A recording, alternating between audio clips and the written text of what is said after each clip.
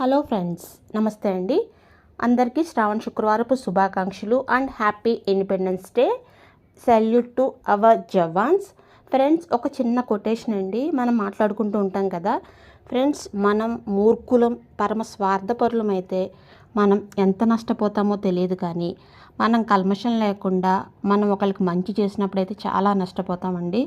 అది వాళ్ళకి అవసరం తీరిపోయిన తర్వాత మాట అయితే మార్చేస్తారు. ఈ రోజుల్లో చాలామంది అలా ఉన్నారండి. జాగ్రత్త.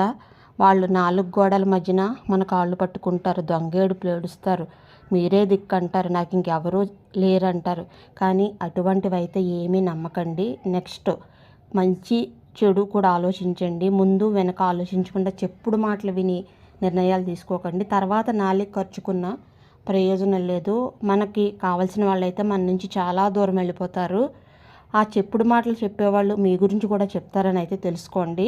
జాగ్రత్త అండి. మంచితనం అనేది ఈ రోజుల్లో చాలా ప్రమాదంతో కూడుకున్నది. ఇదైతే గమనించుకోండి.